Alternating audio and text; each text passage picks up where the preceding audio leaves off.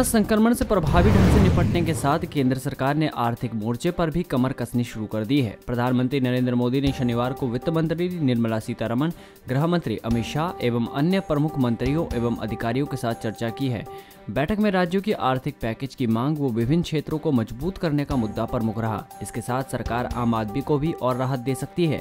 देश में बीते 25 मार्च से चल रहा लॉकडाउन 4 मई से तीसरे चरण में जा रहा है। इसका अर्थव्यवस्था पर विपरीत प्रभाव पड़ा है। अब सरकार इससे उबरने की तैयारी में है। सूत्रों के अनुसार सरकार की ओर से कोरोना से प्रभावित लोगों और कारोबार को एक और राहत पैकेज देने की तैयारी हो रही है। प्रधानमंत्री ने प्रभावित उद्योगों को राहत पैकेज देने के संबंध में बैठक भी की है।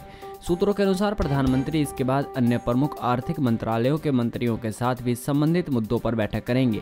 इसके अलावा वित्त मंत्रालय प्रधानमंत्री मोदी के सामने एक प्रेजेंटेशन भी पेश करेगा। इस प्रेजेंटेशन में अर्थव्यवस्था की स्थिति और इसे संभालने के लिए मंत्रालय की ओर से विचार किए जा रहे आगे के संभावित कदमों के बारे में बताया जाएगा।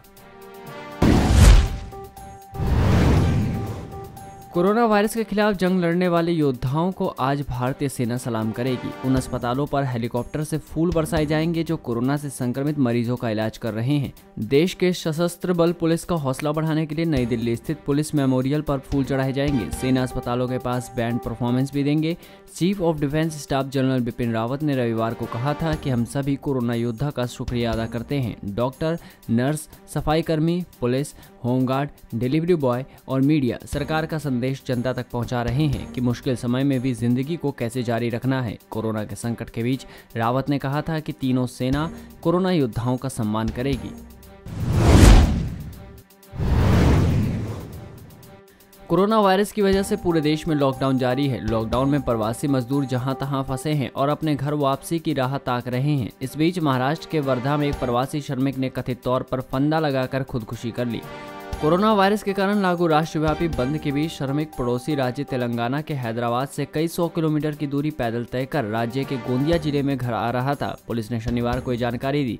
एक अधिकारी ने कहा कि अमर सिंह मड्डावी का शव गिलाड पुलिस थाना क्षेत्र में एक खेत में पेड़ से लटकता मिला। गिलाड पुलिस थाने के सहायक निरीक्षक महेंद्र सूर्यवंशी ने कहा, अमर गोंदिया के देवारी तालुका के छिलारी गांव का रहने वाला था। वह हैदराबाद में काम करता था और पैदल ही अपने घर पहुंचने की कोशिश कर रहा था।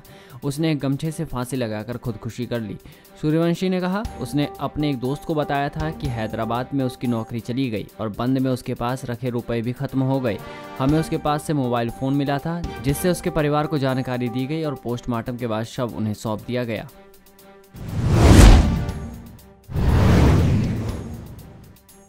कोरोना संक्रमण को फैलने से रोकने के लिए 4 मई से शुरू होने वाले लॉकडाउन के तीसरे चरण में सरकार की चिंता प्रवासी श्रमिकों, छात्रों व अन्य लोगों की एक राज्य से दूसरे राज्य में आवाजाही को लेकर बनी हुई है।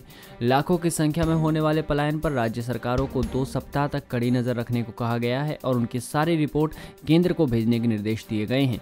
इस बीच केंद्रीय सूचना प्रसारण मंत्री प्रकाश जावड़ेकर ने कहा है कि 2 चरणों के लॉकडाउन से बड़ा खतरा तो टल गया है, पर संकट अभी भी बरकरार है। तीसरे चरण के लॉकडाउन के बाद और आगे बढ़ेंगे। 2 चरणों के लॉकडाउन की समीक्षा के बाद सरकार का मानना है कि अधिकतम खतरे का समय निकल गया है, लेकिन अब एक छोटी सी गलती भारी पड़ सकती है।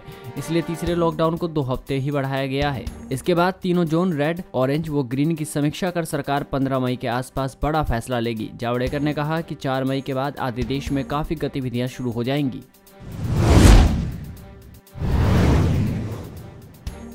अमेरिका के राष्ट्रपति डोनाल्ड ट्रंप ने उत्तर कोरिया के तानाशाह किम जोंग के 20 दिनों के बाद वापसी पर खुशी जताई है। ट्रंप ने ट्वीट कर कहा कि मुझे उन्हें वापस और स्वस्थ देखकर खुशी है। उत्तर कोरिया के नेता किम जोंग उन प्योंगयांग के पास एक उर्वरक कारखाने का उद्घाटन करते हुए 20 दिन में पहली बार सार्वजनिक रूप से नजर आए थे। इसके बाद उन अटकलों पर विराम लग गया था कि वो गंभीर रूप से बीमार है। उत्तर कोरिया के आधिकारिक समाचार प्रतिष्ठान कोरियन सेंट्रल न्यूज एजेंसी ने बताया था कि किम अन्य वरिष्ठ अधिकारियों के साथ सुनचोन में शुक्रवार को कार्यक्रम में शामिल हुए। इसमें उनकी बहन किम यो जोंग भी शामिल हुई। विश्लेषकों का अनुमान है कि किम के बाद उनकी बहन देश की बागडोर संभालेंगी।